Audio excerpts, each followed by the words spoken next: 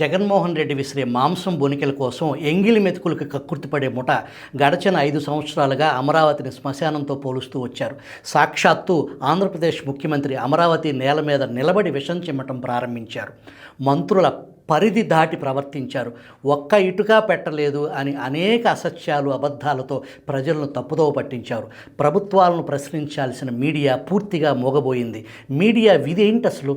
ప్రజా ప్రయోజనాలను కాపాడాల్సిన మీడియా కాసులకు అమ్ముడుపోయింది.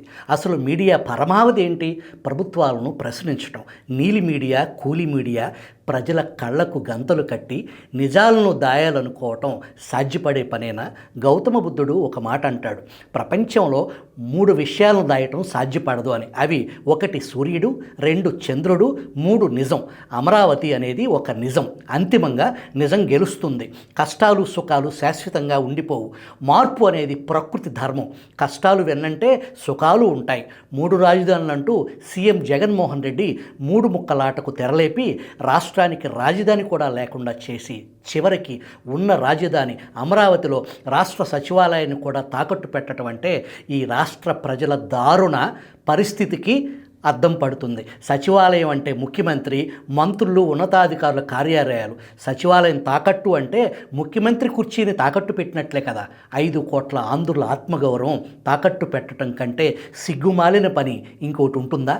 370 కోట్లకు ఒక రాష్ట్ర ముఖ్యమంత్రి కుర్చీనే తాకట్టు పెట్టారంటే ఒక రాష్ట్ర పరిపాలనా కేంద్రాన్ని తాకట్టు పెట్టడం అంటే మన రాష్ట్ర ఆర్థిక పరిస్థితి ఏ స్థాయికి దిగజారిందో అర్థమవుతుంది. అసమర్థ అహంకార విధ్వంసక పాలనలో పరువు పోగొట్టుకుని తాకట్టులో ఆంధ్రులమయ్యాం. పరిస్థితి ఇలాగే కొనసాగితే మరో శ్రీలంక, వెనుజులా అయ్యేందుకు సిద్ధంగా ఉండాల్సిన పరిస్థితి. అప్పు చేసిన సొమ్ముతో రాష్ట్రం మొత్తం సిద్ధమంటూ ప్రకటనలు ఇవ్వటం నవ్విపోదురుగాక నాకేటి సిగ్గు అనే సామెత గుర్తుకు చేస్తుంది. రాష్ట్ర విభజన తర్వాత కొత్త రాజధాని నిర్మాణంలో భాగంగా అప్పటి ముఖ్యమంత్రి చంద్రబాబు 700 కోట్ల వ్యయంతో నిర్మించిన భవన సముదాయాన్ని అప్పుల కోసం వాడుకున్నారు.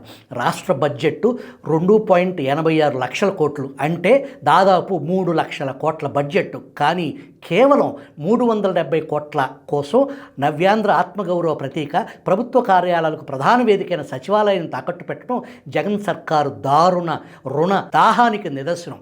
సచివాలయంలో 5 బ్లాకులు ఉన్నాయి. శాసనసభ, శాసనమండలి భవనాలు విడిగా ఉన్నాయి. ప్రస్తుతం సచివాలయంలోని 5 బ్లాకులు తాకట్టు పెట్టినట్టు తెలుస్తుంది. అప్పు కోసం తొలుత ఐసిఐసిఐ బ్యాంకును ఆశ్రయించినట్లు సమాచారం. ఐసిఐసిఐ వారు కుదరదు అని తేల్చడంతో హెచ్డిఎఫ్సి బ్యాంకుకు వెళ్లారు. ఊరికే కాగితాలు చూపిస్తే సరిపోదు కాబట్టి సచివాలయ భవనాలను తాకట్టు రిజిస్ట్రేషన్ చేస్తేనే మొత్తం నిర్మాణం వ్యయంలో సగం అప్పుగా ఇస్తామని హెచ్డిఎఫ్సి బ్యాంక్ అధికారులు స్పష్టం చేశారు. దీంతో గుట్టు చప్పుడు కాకుండా సచివాలయ భవనాలను హెచ్డిఎఫ్సికి తాకట్టు రిజిస్ట్రేషన్ చేసి ఇచ్చేశారు. జగన్ అధికారంలోకి రాగానే అమరావతిని అటకెక్కిన సంగతి అందరికీ తెలిసిందే. చివరికి 90% పూర్తయిన అఖిల భారత సర్వీసు అధికారులు, ఉద్యోగుల భవన సముదాయాలను కూడా గాలికి వదిలేశారు. కానీ ఇటీవల ఆ భవనాల్లో అధికారులు నివాసిస్తున్నారని, సిఆర్డీఏకు 70 కోట్ల అద్దె కూడా చెల్లించారంటూ ఒక జీవో విడుదల చేశారు. నిర్మాణం పూర్తిగాని భవనాల్లో నివాసం ఉండటం ఏంటి, దానికి అద్దె చెల్లించడం ఏంటి అనే అనుమానాలు అప్పట్లో తలెత్తాయి. నిర్దిత గడువులోగా నిర్మాణాలు పూర్తి కాకపోతే తీసుకున్న అప్పు మొత్తం తిరిగి చెల్లించాలనే షరతుతో రుణం సేకరించి ఈ ప్రాజెక్టు మొదలుపెట్టారు. మొత్తం అప్పు కట్టలేక అవి పూర్తయినట్లుగా తప్పుడు జీవోలు సృష్టించారని అప్పట్లో భావించారు. కానీ అసలు నిజం ఇప్పుడు బయటపడింది. ఈ భవనాలను కూడా తాకట్టు పెట్టి అప్పు తెచ్చేందుకు అద్దె నాటకం ఆడినట్లు తెలుస్తుంది. సచివాలయ భవనాల తాకట్టు తర్వాత రాజధానిలో ఇతర అధికారులు, ఇతర భవన సముదాయాలను కూడా తాకట్టు పెట్టి అప్పు తెచ్చే ప్రక్రియకు సిద్ధమైనట్లు అందుతున్న సమాచారం.